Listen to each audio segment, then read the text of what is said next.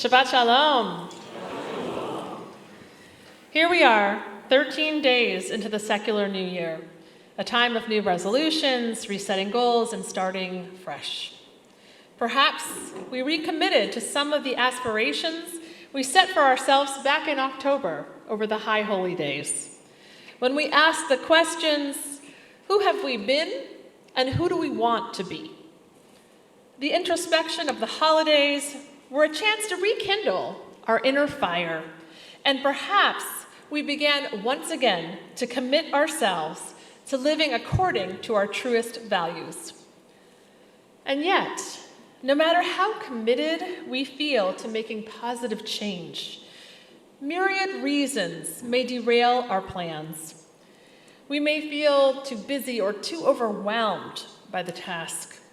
Maybe we feel we don't have the abilities necessary to start on a desired path. Or maybe the feeling that others will not support us on our efforts in new areas stop us from making change.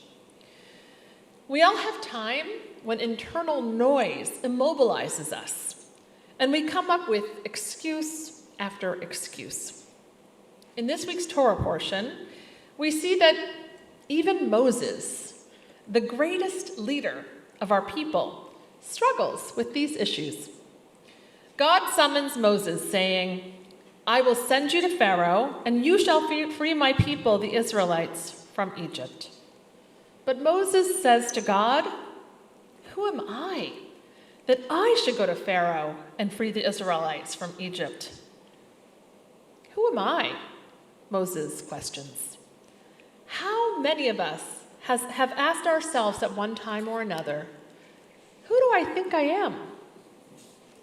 How often do we feel that we're not enough?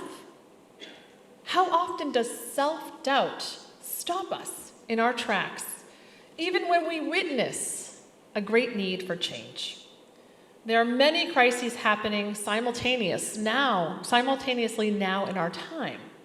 From the rising number of refugees seeking sanctuary, to the unrelenting damage to our environment, we see dire need for change. Yet it's so much easier to just leave things for someone else to do. God told Moses to tell the Israelites that God sent him. But Moses responded to God saying, "What if they do not believe me and do not listen to me, and say, 'Adonai did not appear to you'?" It's as if Moses is paralyzed by the thought that perhaps no one's going to pay attention to him or believe him. Being ignored is one of the worst feelings. How many times has the fear of not being heard or taken seriously or believed stopped someone from sharing an important truth? Even when we know that the only way we can possibly make important change is to raise our voices. Even when God reassured Moses, Moses still expressed reluctance, saying, "Please, God, I have never been a man of words, either in times past or now, that you have spoken to your servant. I am slow of speech and slow of tongue."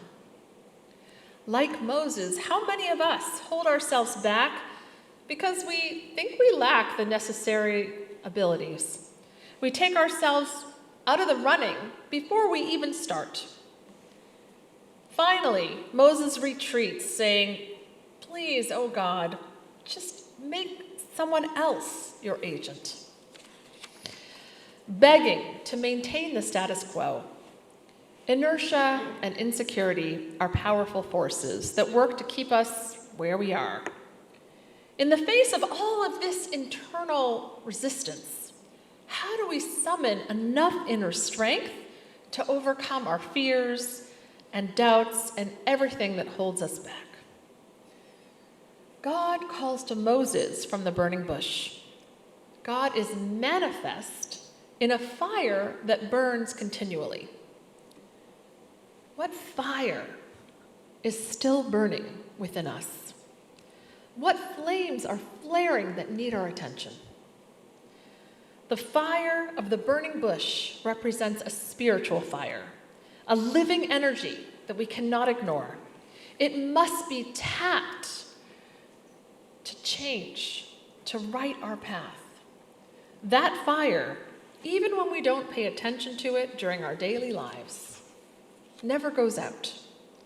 It is always available as a source of strength that we can reach for anytime.